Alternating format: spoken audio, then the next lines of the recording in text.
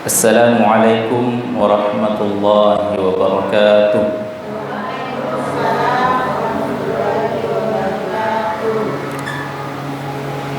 Innal hamdalillah nahmaduhu wa nasta'inuhu wa nastaghfiruh wa na'udzu billahi min shururi anfusina wa sayyiati a'malina. May yahdihillahu fala mudilla lahu wa may yudlilhu fala hadiya lahu. Asyhadu an la ilaha illallah wahdahu la syarika lah wa asyhadu anna Muhammadan abduhu wa rasuluh salawatullahi wa salamuhu wa ala alihi wa ashabihi ajma'in, amma ba'd.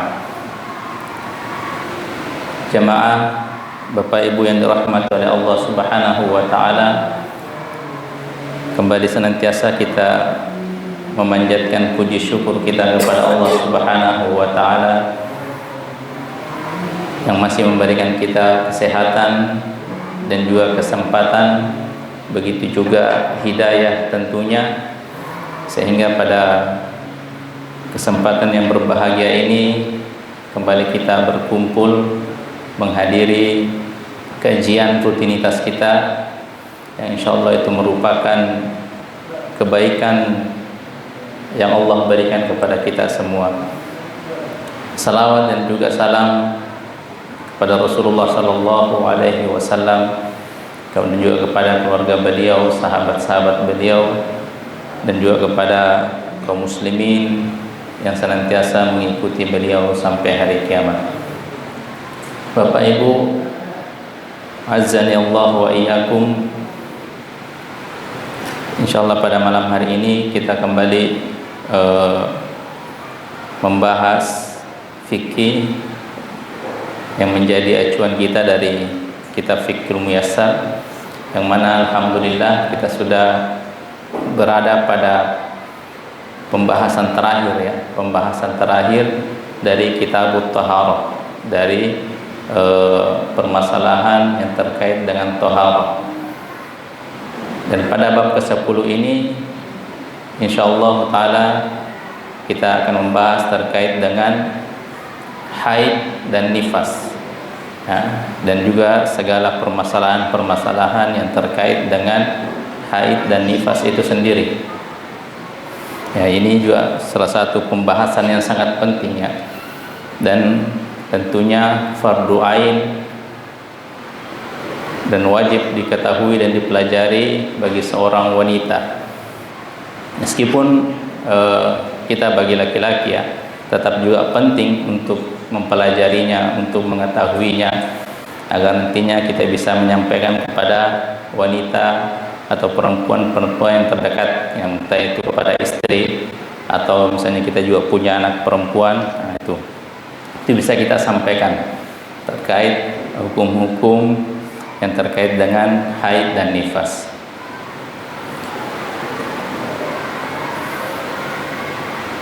Dan dalam bab nifas ini, bab haid dan nifas ini ada beberapa permasalahan yang akan kita bahas, yaitu terkait dengan apa itu haid dan apa itu nifas.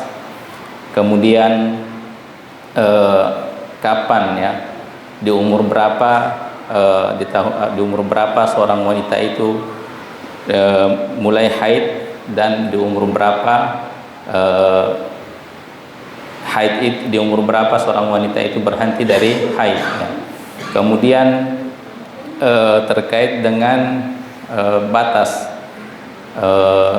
minimal ataupun maksimal seorang wanita itu haid tiap bulannya, dan juga kemudian terkait dengan umumnya seorang wanita itu berapa hari dia haid, dan juga permasalahan yang terkait dengan hal-hal yang diharamkan ketika seorang wanita itu dalam keadaan haid maupun dalam keadaan nifas, dan beberapa permasalahan-permasalahan lainnya yang terkait dengan haid dan nifas.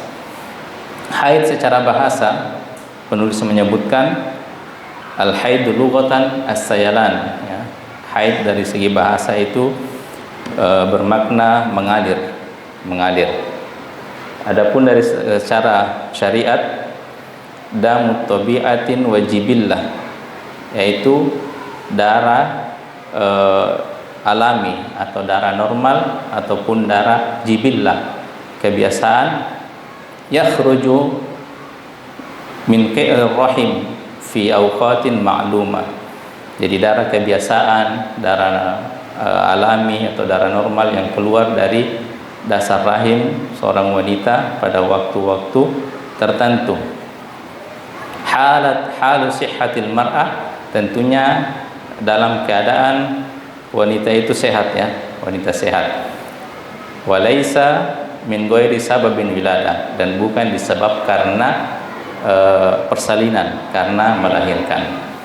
Jadi penulis menyebutkan bahwasanya haid secara syariat itu adalah darah normal, darah jibillah, darah kebiasaan yang keluar dari seorang wanita, dari rahim seorang wanita pada waktu-waktu tertentu. Tentunya hal itu dalam keadaan wanita itu dalam keadaan sehat. Artinya dalam keadaan sehat, bukan darah yang keluar mungkin disebabkan karena kecelakaan ya. Ketika dia kecelakaan tiba-tiba ada darah yang keluar dari rahimnya, dari kemaluannya, itu tidak dinamakan sebagai darah haid, karena disebabkan karena kecelakaan. Atau misalnya ada luka di bagian kemaluan wanita tersebut, kemudian keluar darah, dan itu tidak terkategorikan sebagai darah haid. Intinya pada saat seorang wanita itu sehat ya, bukan karena kelainan dan lain hal sebagainya. Karena yang namanya haid itu adalah sesuatu yang normal, sesuatu yang normal, menunjukkan karakter seorang wanita yang sudah dewasa. Nah, jadi tidak perlu ketika misalnya di bulan Ramadan lagi semangat-semangatnya puasa beribadah, tiba-tiba lagi datang bulan haid, apakah harus kecewa? Ya tidak perlu kecewa, karena itu merupakan kondisi normal bagi seorang wanita. Ya, kondisi normal bagi seorang wanita.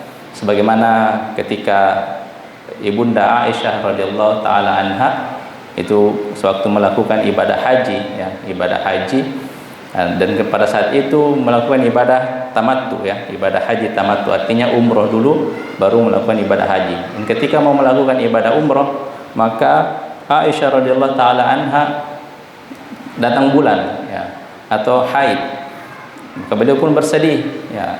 Maka Rasulullah sallallahu alaihi wasallam menghiburnya, inna hadza amrun katabahu Allahu ala banati Adam. Sesungguhnya ini adalah merupakan ketetapan Allah ya, yang Allah tetapkan bagi semua putri-putri Nabi Adam alaihissalam. Jadi sesuatu hal yang normal bagi seorang wanita jika haid. Nah, seperti itu. Jadi bukan hal. Jadi tidak perlu kecewa misalnya di bulan Ramadan sampai harus meminum obat untuk menahan haid ya. Nah, sebenarnya itu tidak masalah, tapi sesuatu hal yang tidak perlu untuk dilakukan. Dan juga adanya darah, dinamakan darah haid itu yang keluar yang bukan disebabkan juga karena persalinan, karena melahirkan. Makanya di sini disebutkan itulah yang membedakan antara darah haid dan darah nifas. Makanya pengertian darah nifas yang disebutkan oleh penulis, damun yakhruju minal mar'ah indal wiladah, darah yang keluar dari seorang wanita ketika melahirkan, Nah, bahkan disebutkan secara terperinci di kitab-kitab yang lain itu terkait dengan pengertian nifas adalah darah yang keluar dari seorang wanita ketika hendak melahirkan, ketika saat melahirkan, dan ketika pasca melahirkan.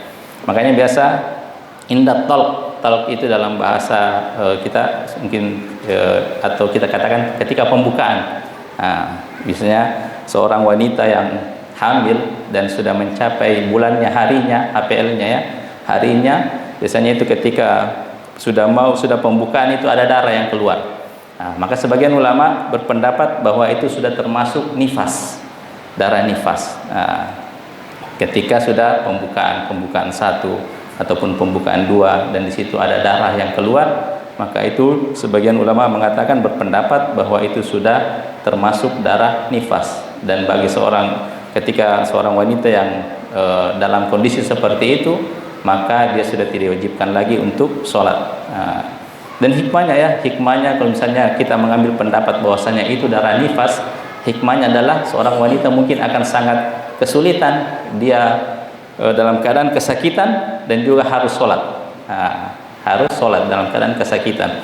Dan kita sudah menyaksikan sendiri bagi bapak-bapak yang mendampingi istrinya itu, bagaimana seorang istri kesakitan ketika sudah mulai pembukaan, ketika hendak melahirkan. Makanya di sini disebutkan, terperinci di beberapa kitab-kitab fikih, darah yang keluar dari seorang wanita ketika hendak melahirkan atau ketika saat melahirkan dan ketika pasca melahirkan, itu dinamakan darah nifas. Kemudian selanjutnya penulis menyebutkan, membahas tentang bidayatu waqtil haidi wa nihayatuhu. Jadi kapan permulaan, di umur berapa seorang wanita itu bisa dikatakan haid ketika keluar darah, dan atau kapan di umur berapa seseorang wanita itu berhenti dari haid. Berhenti dari haid. Kalau di sini penulis menyebutkan hafizahumullah taala, la haidha qabla tamami tis'a sinin. Jadi tidak dinamakan haid kecuali sebelum genap 9 tahun. Tidak dinamakan haid kecuali sebelum seorang wanita itu genap 9 tahun. Dengan alasan li'annahu lam yathbut fil wujudi limra'atin haidin qabla dzalik. Karena selama ini belum ada berita, belum ada ditemukan seorang wanita di dunia ini yang haid sebelum 9 tahun. Memang sebenarnya tidak ada tidak ada nas, tidak ada dalil yang pasti, tidak ada dalil yang mengatakan secara pasti dari Rasulullah bahwasanya awal mula seorang wanita haid itu di umur 9 tahun, tidak ada. Jadi hukum yang diambil di sini adalah keumuman. Jadi terkadang hukum-hukum yang ada di dalam fikih itu, syariat itu juga diambil dari keumuman yang terjadi. Kalau misalnya ada ditemukan misalnya mungkin 8 tahun sudah mau masuk 9 tahun kemudian keluar darah haid, dan itu terjadi misalnya rutin dalam 2 bulan menjelang masuk 9 tahun, maka itu sudah dinamakan juga dia dalam kondisi haid.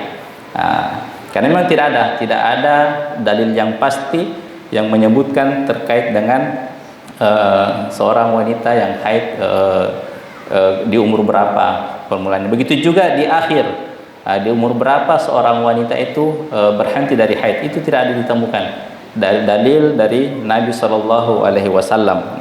Yang ada adalah keumuman yang terjadi pada mungkin setelah melakukan riset ilmiah dan lain sebagainya, survei. Meskipun ada dari ungkapan dari Aisyah tanpa sanad yang diriwayatkan oleh Abu Daud dan At-Tirmizi, tapi ini ungkapan dari Aisyah, dan itu pun masih istilahnya masih ambigu, karena beliau mengatakan idza balaghatil jariyah tis'a sinin fahiya imra'ah. Apabila anak perempuan telah mencapai 9 tahun, maka dia sudah menjadi seorang wanita.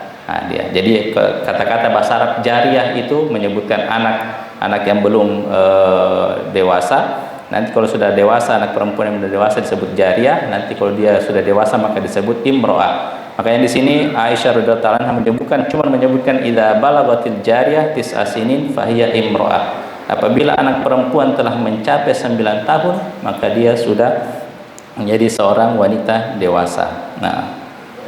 Kemudian juga sebagaimana tadi saya katakan, tidak ada la haidha, sebagaimana penulis menyebutkan wala haidha ba'da 50 sana fil ghalib ala sahih, dan juga tidak ada haid sesudah seorang wanita itu ketika dia sudah mencapai umur 50 tahun secara umum menurut pendapat yang sahih.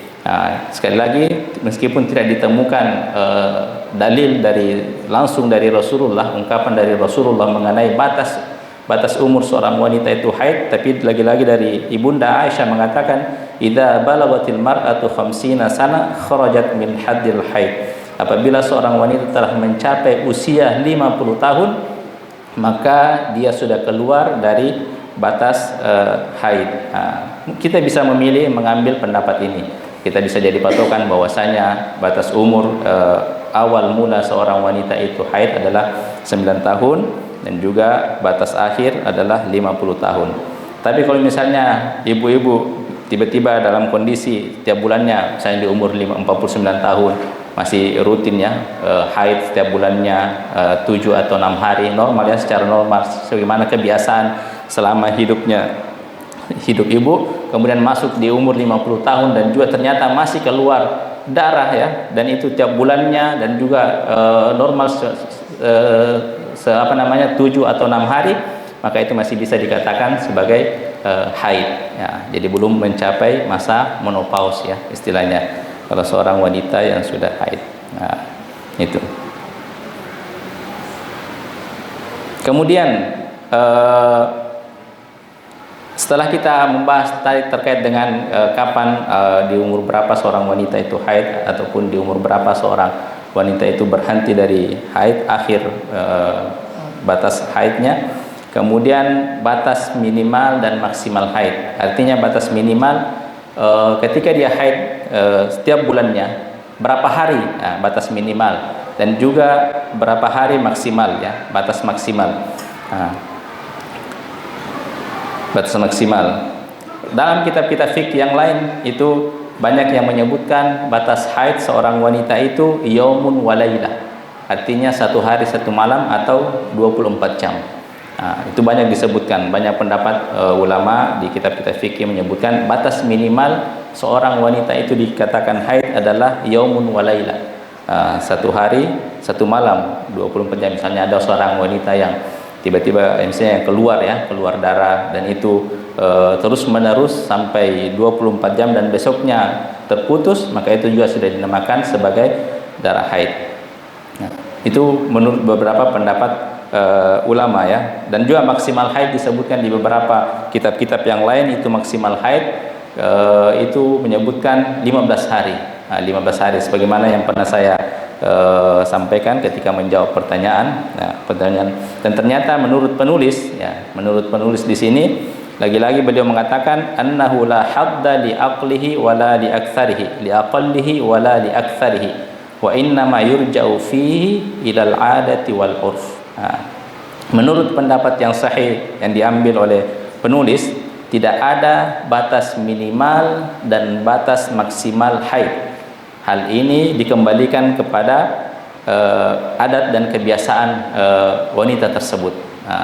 Jadi karena memang kalau kita ingin mencari dalil yang menyebutkan terkait batas minimal dan batas maksimal seorang wanita itu haid setiap bulannya, maka lagi-lagi kita tidak akan menemukan dalil yang sahih, dalil yang jelas ya, yang jelas dari Nabi Shallallahu Alaihi Wasallam. Karena memang kalau terkait masalah haid, Nabi itu hanya menyebutkan terkait hukum-hukum hal-hal yang diharamkan bagi seorang wanita haid, apa saja yang menjadi kewajiban bagi seorang haid. Adapun terkait dengan batas minimal atau waktu seorang wanita itu haid di umur berapa, itu tidak ditemukan dalil dari Nabi Shallallahu Alaihi Wasallam.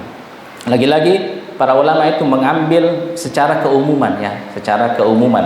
Makanya ada yang berpendapat bahwasanya yaumun walailah. Karena mungkin ada perempuan yang memang tiap harinya itu, tiap bulannya dia haidnya cuma 1 hari 1 malam, artinya 24 jam, dan 29 harinya dia sholat, dia beribadah sebagaimana kalau dia tidak haid.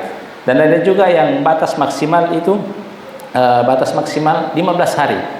Itu 15 hari. Mungkin setelah apa yang dialami bagi para ulama yang terjadi di wanita-wanita yang ada di sekitarnya ya, di sekitarnya. Tapi menurut pendapat yang dipilih oleh penulis ya, hafizahumullah taala, menurut pendapat yang sahih tidak ada batas minimal. Jadi kalau ada seorang wanita yang haid hanya 5 jam ya, dalam kurun waktu 5 jam itu selalu keluar darah yang mengalir ya, dan dia bisa mengenali sebagaimana kebiasaannya bahwasanya itu darah yang keluar adalah darah haid, maka di kondisi seperti itu dia haid meskipun hanya 5 jam. Karena tidak ada disebutkan terkait dengan batas minimal, batas minimal ataupun batas maksimal ya, batas maksimal. Mau dia 15 hari ataupun lebih daripada 15 hari, selama dia bisa mengenali ciri-ciri terkait dengan darah haid, maka itu juga sudah masih dikatakan terkategorikan bahwasanya itu masih darah haid. Nah, bagaimana itu ciri-ciri darah haid ya? Kita tahu? Hah? Tidak pernah lihat. itu susahnya kalau pembahasan haid itu yang membahas seorang laki-laki ya. Mungkin kalau seorang ustazah, wedding apa sih lolongan. Ya kan? Yang saya ketahui ketika saya bertanya sama istri atau sama saudara-saudara perempuan itu, mungkin darah haid itu agak kehitam-hitaman Bu ya. Nah, kehitam-hitaman, kemudian agak berbau. Nah, agak berbau, beda dengan darah biasa itu merah ya, merah. Nah, dan juga agak berbau. Mungkin juga ada juga yang mengatakan kadang agak kekuning-kuningan. Nah, wallahu taala alam ya. Nah, yang jelasnya agak kehitam-hitaman, kemudian berbau ya, agak sedikit berbau. Nah, berbau yang mungkin bau tidak sedap. Nah, beda kalau darah biasa itu dia hampir tidak mencium bau kalau darah biasa. Dan juga darah haid itu kalau keluar dia tidak istilahnya tidak membeku ya, tidak membeku seperti agar-agar. Nah, beda kalau darah normal yang bukan darah haid yang keluar itu akan membeku seperti agar-agar. Nah, itu katanya ya. Nah, jadi intinya kita kembalikan kepada individu wanita-wanita ya, terkait masing-masing wanita perempuan yang mengalaminya. Misalnya dia yang dia lihat, dia kenal. Jadi terkait dengan wanita yang haid itu terbagi tiga. Terkait dengan wanita yang haid terbagi tiga. Ada wanita yang muqtadah. Apa itu wanita yang muqtadah? Adalah wanita yang kondisi haidnya normal ya, dan dia sudah punya kebiasaan yang tetap. Artinya tiap bulannya dia haidnya rutin awal bulan, dan itu rutin juga 6 sampai 7 hari. Jadi itu dia enak mengenali bahwasanya dia haid. Karena itu rutin normal ya. Dia tahu awal bulan dan mungkin 6 atau 7 hari. Itu normalnya seperti itu. Ada wanita yang disebut istilah wanita mumayyizah. Mumayyizah itu tidak terikat dengan kebiasaan. Tidak terikat dengan kebiasaan artinya haidnya tidak normal. Tapi dia tahu ciri-ciri darah haid yang keluar ya, karena memang dia sudah ketika dia haid, darah yang keluar dia tahu ketika tiba masa haidnya ya, ataupun ketika dia haid dia tahu ciri-ciri darah haid. Dia bisa membedakan dengan darah bukan darah haid. Nah, seperti yang saya katakan tadi, mungkin kehitam-hitaman ya, hitam pekat ataupun berbau dan lain sebagainya. Ciri-ciri sebagaimana ketika dia haid. Ada wanita kategori yang ketiga, dan ini agak sulit bagi dia, yaitu dinamakan wanita yang mutahayyirah. Wanita yang mutahayyirah artinya dia bingung ya, dia tidak punya kebiasaan dan tidak bisa membedakan ciri-cirinya ya. Bahkan yang selalu darah yang keluar itu hampir sama dengan darah normal biasanya. Nah, jadi hal ini sebagaimana yang dialami sahabiyah yang bernama Hamnah binti Jahash ya. Jadi Hamnah binti Jahash itu punya kebiasaan seperti itu. Jadi darahnya selalu keluar ya, dan itu dia tidak mampu membedakan antara yang keluar itu tidak seperti darah haid normal laki-laki wanita-wanita yang lain. Nah, jadi itu dia keluhkan kepada Rasulullah sallallahu alaihi wasallam. Kemudian apa kata Rasulullah sallallahu alaihi wasallam? Di kondisi seperti itu, di posisi seperti itu, maka apa kata Nabi? Tahayyadi fi ilmillahi sittata ayyam aw sabata ayyam. Haidkanlah dirimu. Artinya tentukan dirimu, jadikanlah dirimu berstatus haid ya. Haidkanlah dirimu sesuai dengan ilmu Allah ya. Kita serahkan kepada ilmu Allah itu selama 6 atau 7 hari. Selama 6 atau 7 hari.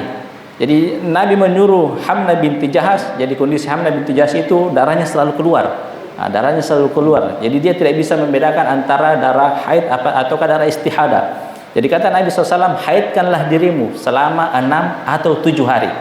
Nah, bahkan ulama menambahkan, dia posisikan dirinya sebagai wanita yang haid sesuai dengan kondisi kebiasaan wanita yang terdekatnya. Misalnya ibunya. Dia lihat ibunya itu haidnya kapan? Apakah awal bulan atau di akhir bulan? Di akhir bulan. Dan itu berapa hari? Berapa hari? 6, 7. Dan jadi dia di kondisi seperti itu dia selalu keluar darah ya, lalu keluar darah. Dan bukan karena dia sakit atau dan lain sebagainya. Di kondisi itu kata Nabi, haidkanlah dirimu ya, haidkanlah dirimu 6 atau 7 hari. Jadi dia mengikuti kebiasaan wanita atau kerabat keluarga yang paling dekat dengannya, entah itu ibunya ya.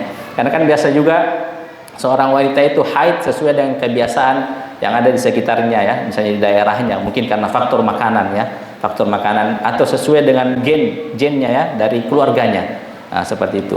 Tapi kalau misalnya di luar daripada kebiasaan keluarganya, dia selalu keluar darah ya, keluar darah tanpa putus, sudah hampir 1 bulan, maka kata Nabi, tahayyadi fi ilmillah sittata ayyam aw sabata ayyam.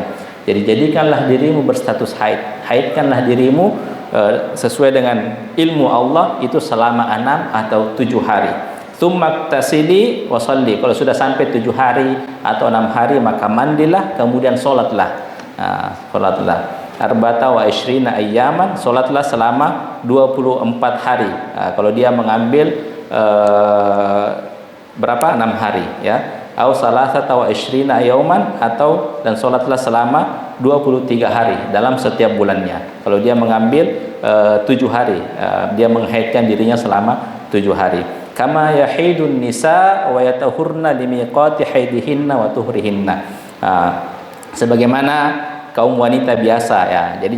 Jadikanlah dirimu sebagaimana kaum wanita yang lainnya ya, ketika mengalami haid yang memang pada umumnya. Makanya di sini permasalahan yang ketiga, yaitu umumnya waktu haid. Kalau tadi batas minimal itu tidak ada batas minimal, dan batas maksimal itu menurut pendapat penulis adalah tidak ada batas maksimal, meskipun ada pendapat yang lain mengatakan 1 hari 1 malam yaitu 24 jam, dan ada yang mengatakan 15 hari itu. Tapi pada umumnya, dan memang kebanyakan bahkan di Indonesia juga seperti itu, pada umumnya wanita itu haid 6 atau 7 hari. 6 atau 7 hari.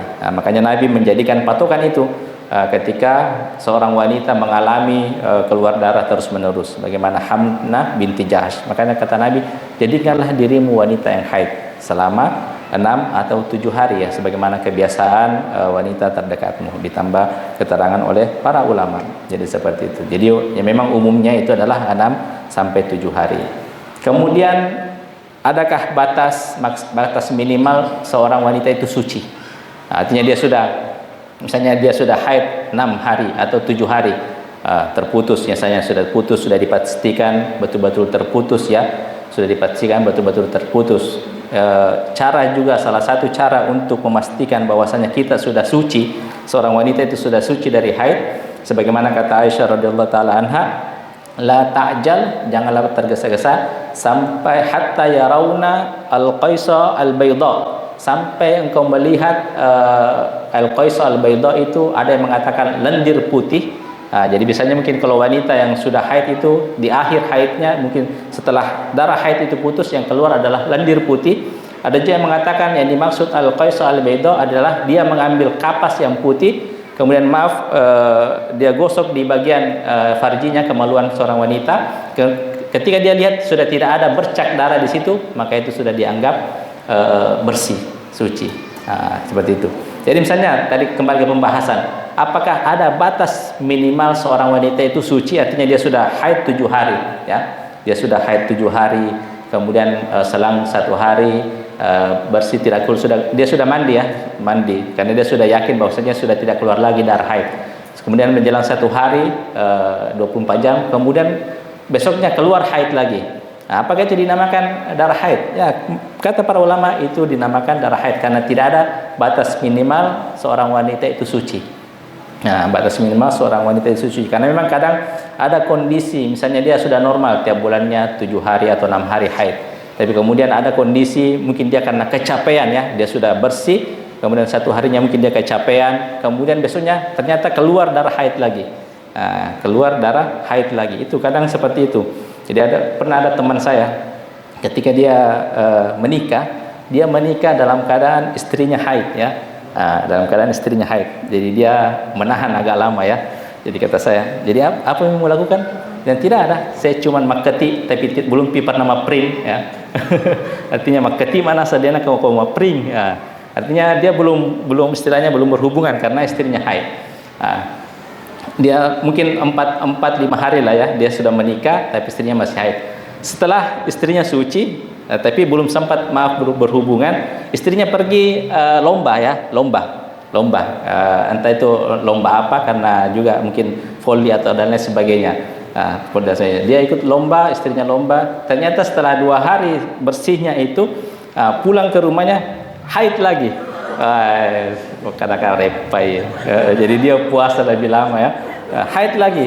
Karena memang kadang kondisi ketika seorang wanita itu kecapean itu bisa haid lagi ya, meskipun baru suci setelah 1 atau 2 hari. 1 atau 2 hari seperti itu.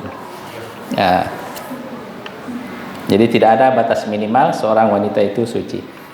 Jadi dia mau puasa 12 hari ya, padahal pengantin baru. Seperti itu. Jadi itu tadi. Jadi tidak ada batas minimal seorang wanita itu haid ya, ataupun batas maksimal seorang wanita itu haid, dan juga tidak ada batas minimal seorang wanita itu suci ya, suci.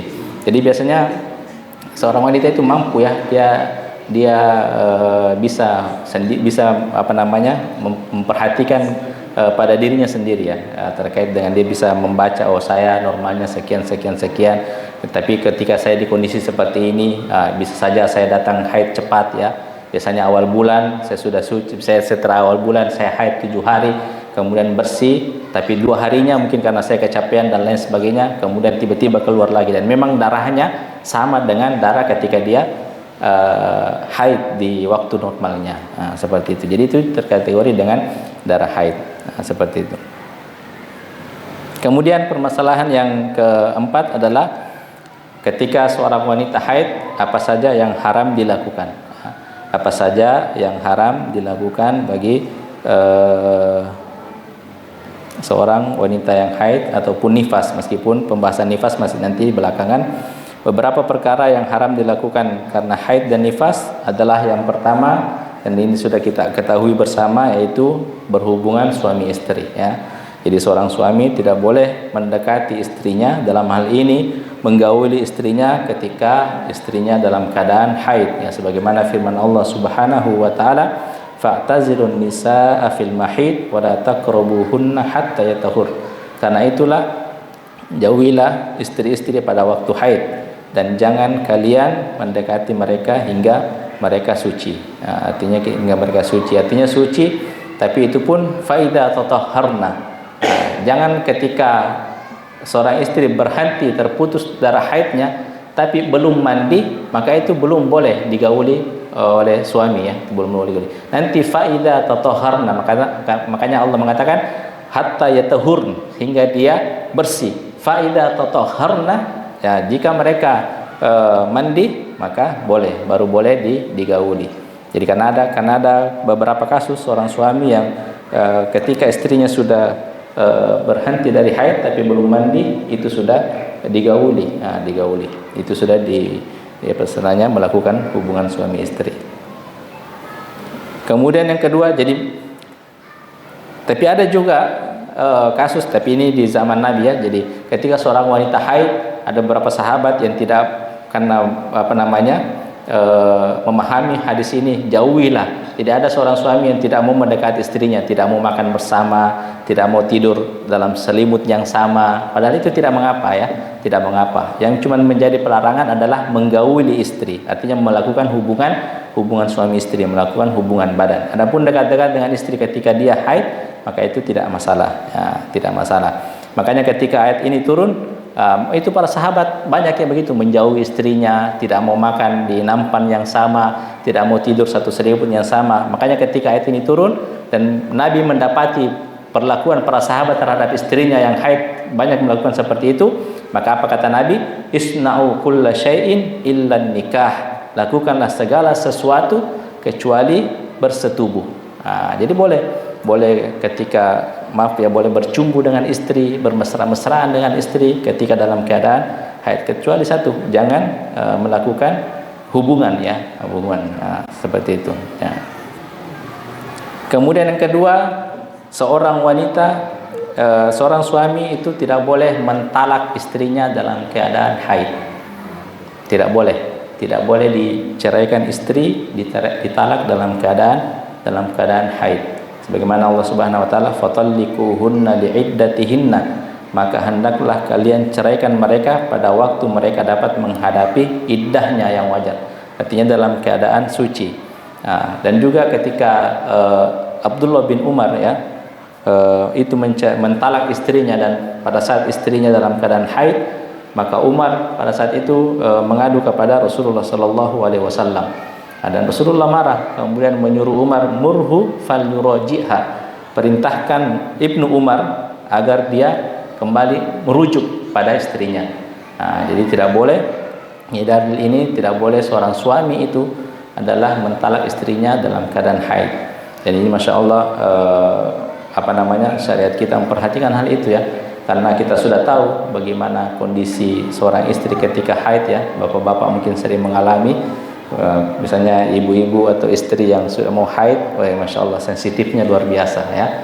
Dia tidak mampu menahan kondisi psikologinya, apalagi kalau misalnya ditalak dalam keadaan haid, itu psikisnya mungkin bisa terganggu. Makanya Nabi mengharamkan, makanya talak itu ada namanya talak sunnah. Talak sunnah adalah namanya talak bid'ah, talak sunnah adalah yang ditalak di masa sucinya, dan talak bid'ah adalah seorang wanita yang ditalak ketika masa haidnya, dan itu tidak boleh. Berdosa seorang suami yang mentalak istrinya ketika dalam keadaan haid. Apakah sah talaknya? Maka di sini ada perbedaan pendapat di antara ulama. Ada yang mengatakan meskipun ketika dia mentalak istrinya dalam keadaan haid, seorang suami itu berdosa. Seorang itu berdosa, dan juga talaknya itu tidak dianggap sah, tidak sah ya, karena dia melakukan hal itu dalam keadaan berdosa, artinya melanggar ketentuan Allah Subhanahu wa taala.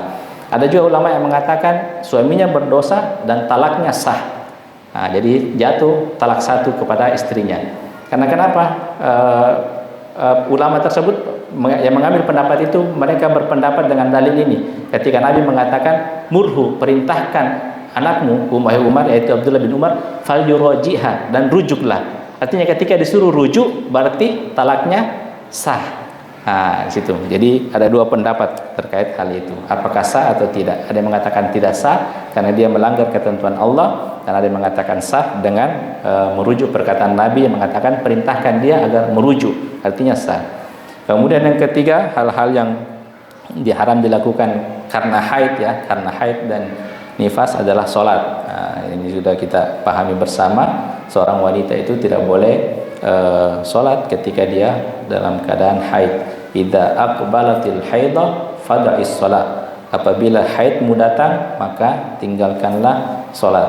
Kemudian puasa ya, puasa juga, sholat dan puasa berdasarkan sabda Nabi sallallahu alaihi wasallam, "Alaysa ihdakunna idza hadat lam tasum wa la tusalli?" Qulna bala. Bukankah salah seorang dari kalian apabila haid tidak berpuasa dan tidak sholat? Maka mereka menjawab benar. Artinya sudah diketahui secara umum hukumnya bahwasanya seorang wanita haid itu tidak sholat dan tidak puasa. Kemudian hal-hal yang haram dilakukan terkait dengan haid, ketika seorang wanita haid dan nifas adalah tawaf. Tawaf juga. Jadi seorang wanita yang haid itu tidak boleh melakukan tawaf ya di Ka'bah. Berdasarkan sabda Nabi SAW kepada Aisyah, ketika Aisyah haid ya, hendak melakukan ibadah haji dan umrah, maka apa kata Nabi? "If'ili ma yaf'alul hajj ghayra alla tatufi bil baiti hatta tathuri." Lakukan apa saja yang dilakukan orang-orang yang melakukan ibadah haji ya. Hanya saja hendaklah kamu tidak tawaf di Baitullah hingga kamu bersuci. Jadi seorang wanita yang haid ataupun nifas, itu tidak boleh tawaf di Ka'bah. Kemudian permasalahan selanjutnya membaca Al-Quran. Ternyata penulis di sini memilih pendapat bahwasanya seorang wanita yang haid ataupun nifas itu tidak boleh, haram hukumnya membaca Al-Quran. Membaca Al-Quran, dan ini merupakan pendapat beberapa ulama, banyak ulama dari kalangan sahabat, tabi'in. Tapi penulis tidak mencantumkan dalil terkait pelarangan dari membaca Al-Quran. Kalau yang pernah saya sampaikan kepada ibu-ibu, bapak ibu, bahwasanya seorang wanita haid itu boleh membaca Al-Quran, karena memang dan itu juga banyak pendapat ulama yang mengatakan itu. Jadi ada kondisi tiga pendapat ulama terkait dengan seorang wanita yang haid terkait membaca Al-Quran. Ada yang mutlak mengharamkan, ada yang mutlak membolehkan, ada yang membolehkan bila mana ada kebutuhan. Misalnya dia seorang ustazah yang mengajar mengaji, misalnya haid, kemudian dia mengajar mengaji, atau dia seorang hafiz Al-Quran, ya, penghafal Al-Quran. Jadi kondisi itu dia boleh membaca Al-Quran. Karena bayangkan kalau misalnya seorang hafidh 40 hari dia nifas, dia tidak murojaah Al-Qurannya, itu bisa lupa. Itu bisa lupa. Kalau saya pribadi memilih pendapat yang mengatakan mutlak membolehkan, mutlak membolehkan, karena tidak ada dalil yang pasti terkait. Saya mengikuti pendapat ulama yang bukan pendapatku, ya, bukan pendapatku. Saya belum boleh berpendapat. Saya hanya mengikuti pendapat ulama yang membolehkan. Itu dengan alasan tidak ada dalil yang pasti dari Nabi Shallallahu Alaihi Wasallam terkait dengan tentang seorang wanita haid yang dilarang atau haram membaca Al-Quran. Kemudian ada dalil, tapi itu dalilnya dhaif, ya, sangat dhaif, sangat lemah. Beberapa ulama yang mengharamkan, ulama-ulama hadis itu mengharamkan terkait membaca Al-Quran bagi pelarangan membaca Al-Quran bagi wanita yang haid. Cuman kemudian ulama yang mengharamkan wanita yang haid membaca Al-Quran itu mengkiaskan dengan seperti halnya bagi orang yang junub. Seperti halnya bagi orang yang junub. Seperti itu. Saya tadi dapat di mana terkait keterangan itu. Jadi seperti itu. Jadi ada yang mutlak membolehkan, ada yang mutlak mengharamkan, dan ada yang membolehkan itu dengan kalau misalnya ada kebutuhan. Misalnya ada kebutuhan. Tapi memang meskipun seperti istri saya itu ketika saya mengatakan boleh ji wanita yang haid membaca Al-Quran, tapi bagaimana ya perasaannya, agak risih, ya, agak risih ketika dia dalam keadaan haid itu membaca Al-Quran, membaca Al-Quran. Itu. Jadi yang penting ada tiga pendapat, ya, terkait membaca Al-Quran. Makanya di sini kenapa penulis tidak membawakan dalilnya, karena itu dalilnya lemah, ya, dan hanya satu dalil itu. Beda dengan keterangan-keterangan yang lain ketika terkait sholat. Nabi menyebutkan apabila haidmu datang maka tinggalkanlah sholat. Begitu juga dengan puasa, ada dalil yang pasti dari Nabi SAW. Begitu juga dengan tawaf. Kalaulah misalnya itu merupakan pelarangan, haram bagi perempuan, pasti ada keterangan yang sahih dari Nabi Sallallahu Alaihi Wasallam. Saya kira itu Bapak Ibu yang dirahmati Allah Subhanahu Wa Taala. Insyaallah pembahasan selanjutnya terkait dengan haid dan nifas, dan juga terkait dengan hal-hal yang diharam dilakukan bagi haid dan nifas, kita lanjutkan pada kesempatan berikutnya. Wallahu ta'ala alam wa sallallahu ala nabiyyina Muhammad wa akhiru da'wana walhamdulillahi rabbil alamin. Alhamdulillah, kita sudah mendengarkan sebagian pembahasan dari haid dan nifas. Mungkin dari ada jamaah ibu-ibu yang ingin bertanya, disilahkan. Kalau bapak-bapak bagaimana sih? Jangan kamu. Silahkan. Yang mau bertanya atau mau bertanya mengenai materi-materi sebelumnya, misalnya Bapaknya Furkan mau bertanya tentang haid dan nifas. Ada yang mau bertanya?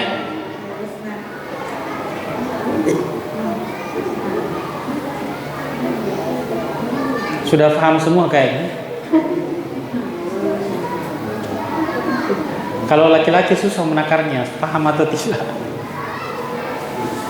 Ya, sebenarnya tadi banyak pertanyaan tapi sudah dijelaskan. Iya, sudah terjawab. Cukup? Baiklah, kalau cukup Ustaz. Ada statement terakhir Ustaz? Ya, jadi sebenarnya permasalahan haid ini permasalahan yang cukup rumit ya, sulit. Makanya sampai-sampai Imam Ahmad mengatakan makastu fil haidi tis'a sinin. Saya mempelajari terkait dengan hukum-hukum haid itu selama 9 tahun. 9 tahun. Itu tadi terkait karena batas waktunya, batas minimalnya, dan beberapa hal-hal yang terkait dengan, karena banyak sekali hukum-hukum yang terikat ketika yang mengikat dan mengikut ketika seorang haid dan nifas. Kemudian Bapak Ibu dirahmati Allah Subhanahu wa taala, yang namanya fikih itu luas ya, luas. Ketika kita mengatakan ada perbedaan pendapat, ada pendapat yang bolehkan, ada pendapat mengharamkan, selama ada dalil yang menyandarkan pendapat tersebut, maka itu boleh kita terima ya, boleh kita terima. Yang penting sudah kan kita sudah ada sandaran, ada pegangan, oh ada dalilnya seperti ini. Nah, itu insya Allah itu sudah menenteramkan hati. Jadi Bapak Ibu tidak boleh ragu ya, tidak boleh ragu memilih pendapat yang dianggap misalnya ketika mendengarkan dalilnya, oh ini menenteramkan bagi saya dan lain sebagainya. Yang namanya fikih itu luas. Jadi makanya kita tidak boleh istilahnya kaku dengan satu pendapat ya, dan kita tidak boleh menyalahkan ketika kita berbeda pendapat dengan orang lain. Ketika oh salah kamu, yang benar ini sebagaimana yang bilang Ustaz. Itu tidak boleh saling menyalahkan apabila kita membahas terkait masalah fikih. Apalagi nanti kalau sudah masuk terkait bab solat, nanti setelah bab haid ini kita membahas terkait bab solat. Itu kita mungkin menemukan banyak gerakan-gerakan yang berbeda dari kebiasaan yang kita lakukan, banyak bacaan-bacaan yang ternyata beda. Bacaan iftitah saja itu ada sampai 9 tata cara baca solat, bacaan iftitah ya. Ada Allahu Akbar kabir walhamdulillah katsiran, ada alhamdulillah hamdan katsiran thayyiban mubarakan fi, ada bacaan Allahumma ba'id baini wa baina khataaya, itu banyak. Itulah fikih luas dan banyak perbedaan pendapat ketika kita membahas terkait masalah fikih. Sekira itu, wallahu taala alam. Subhanakallahumma bihamdika asyhadu an la ilaha illa anta astaghfiruka wa atubu ilaik. Alhamdulillah, pengajian kita cukupkan. Insyaallah kita bertemu kembali di hari Senin, insyaallah membahas mengenai fikih keluarga. Dan juga perlu kami informasikan, masih sedang dalam konsep mengenai 2 kajian yang insyaallah kita adakan, yaitu membahas mengenai bekam dan fasdu. Materinya lagi disiapkan oleh Ustadz, dan juga mengenai ahkamul janaiz, tentang fikih-fikih yang terkait dengan jenazah beserta prakteknya. Semoga Allah berikan kita kesehatan dan juga hidayahnya, agar setiap kegiatan-kegiatan kebaikan kita dapat terlaksana dengan lancar insyaallah. Sekian, assalamualaikum warahmatullahi wabarakatuh. Waalaikumsalam warahmatullahi wabarakatuh.